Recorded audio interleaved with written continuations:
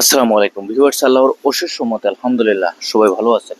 দেখেন, ইউরোপের ভিসার ক্ষেত্রে বাংলাদেশ হিসেবে যদি কেউ বলে যে আপনি ইউরোপের কোন দেশে যাবেন, ইউরোপের কোন দেশের জন্য আপনি চেষ্টা করবেন, বর্তমানে আপনি আবেদন করবেন, সর্বপ্রথম আমরা যেটা বলবো যে ভাই আমার ফ্রান্সে যাওয়ার ইচ্ছা আছে, আমার ইতালিতে যাওয়ার ইচ্ছা আছে, বা অনেকের আমার পর্তুগাল যাওয়ার ইচ্ছা আছে, বা কারো আছে জার্মানি, কারো নরওয়ে, সুইডেন, বিভিন্ন যেই বড় বড় রাষ্ট্রগুলো, সেগুলোতে যাওয়ার জন্য প্রতিনিয়ত কিন্তু আমরা চেষ্টা করে থাকি। কিন্তু একটা বিষয় কি ভাই, আপনি যদি আবেদন করতে চান, আবেদন করার ক্ষেত্রে ইউরোপে যাওয়ার ক্ষেত্রে এই সমস্ত দেশে আমরা চাইলেই কি সহজে যেতে পারবো? আমরা চাইলে কি সহজে আবেদন করে এই সমস্ত দেশে আমরা পৌঁছতে পারবো? আমরা চাইলেই কি এই সমস্ত দেশে সহজে আবেদন করে ভিসা নিতে পারবো? ভিসাটা দেওয়া হচ্ছে সম্পূর্ণভাবে যে ক্যাটাগরির ভিসা নিয়ে আপনি দাঁড়াতে চাচ্ছেন, যে ক্যাটাগরির ভিসা নিয়ে আপনি যেতে চাচ্ছেন, সম্পূর্ণভাবে নির্ভর করে এম্বাসির উপর, এবং আপনি যে ক্যাটাগরির ভিসা নিয়ে যেতে চাচ্ছেন আপনার ডকুমেন্টস কাগজপত্রের উপরে। তো আপনি চাইলে, বা আমরা বাংলাদেশি হিসেবে, বাংলাদেশি পাসপোর্টধারী একজন নাগরিক হিসেবে আমরা চাইলেই কিন্তু আসলে সহজভাবে দেশের ভিসাগুলো আমরা সঠিকভাবে পাই না। সুতরাং এই ইউরোপে বর্তমান সময়ে যেতে হলে আপনাকে যে বিষয়টা লক্ষ্য রাখতে হবে, যে বিষয়গুলোর উপর আপনার ভালোভাবে একটি পর্যবেক্ষণ করতে হবে, ইউরোপের আশপাশে যে সমস্ত দেশ রয়েছে ওই সমস্ত দেশে আপনাকে প্রবেশ করতে হবে। এখন অনেকেই বলবেন যে ভাই ইউরোপের আশপাশে তো অনেক দেশই আছে, এবং কোন দেশে সহজভাবে বর্তমানে প্রবেশ করা যাবে এবং সহজভাবে যাওয়া যাবে?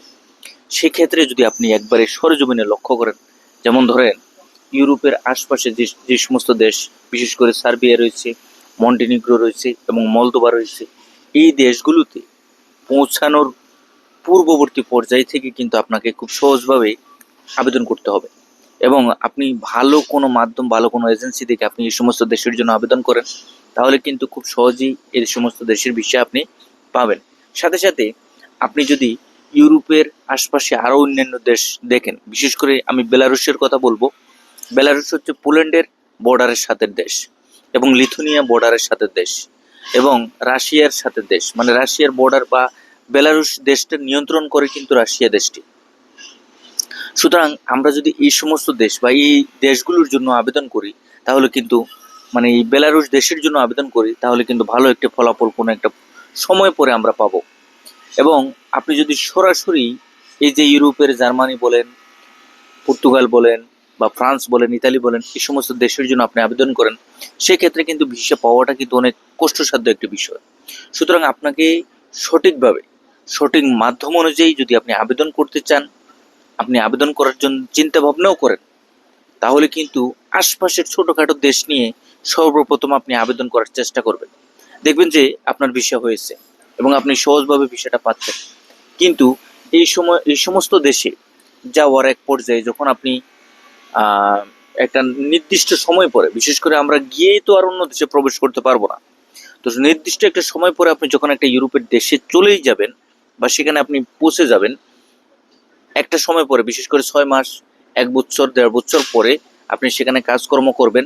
কাজকর্ম করে আপনি সম্পূর্ণ পরিবেশ সম্পর্কে জানবেন, শুনবেন, কোথায় কিভাবে গেলে আপনি ইউরোপের অন্য দেশে স্থানান্তরিত হতে পারবেন সে বিষয়ে আপনাকে জানতে হবে, বুঝতে হবে, এবং আপনি সে দেশের পরিবেশ সম্পর্কে, সে দেশের মানুষ সম্পর্কে, এবং বিভিন্নভাবে কিন্তু আপনি যোগাযোগ স্থাপন করে ইউরোপের অন্য দেশে খুব সহজভাবে আপনি স্থানান্তরিত হতে পারবেন।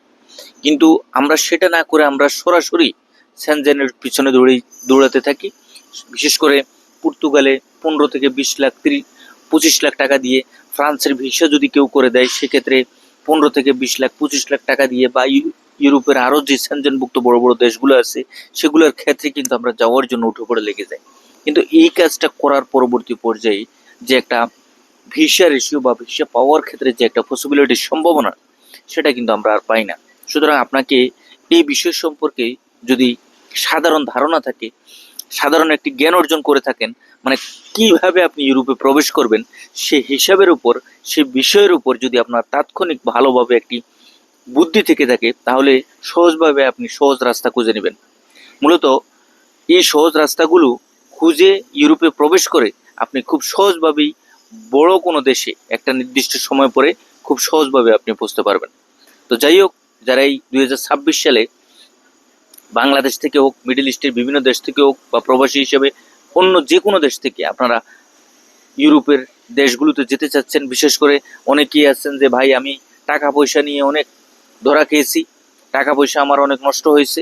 আবার অনেকে আছেন যে ভাই আমি টাকা পয়সা অনেক জায়গায় নষ্ট করেছি, এখন আমি হতাশার মাঝে আছি, আমি আর না দেওয়ার চিন্তা ভাবনা। এবং আবার অনেকেই আছেন ভাই সহজভাবে কোন দেশে যাওয়া যাবে বা কিভাবে ইউরোপে যাওয়া যাবে। মূলত এই ভিডিওটা দেখার পরে আপনি ভালো একটা ধারণা অর্জন করবেন। সবাই ভালো থাকবেন, সুস্থ থাকবেন। আগামীতে নতুন কোনো আপডেট নিয়ে খুব শীঘ্রই আপনাদের সামনে উপস্থিত হবো। আল্লাহ হাফেজ।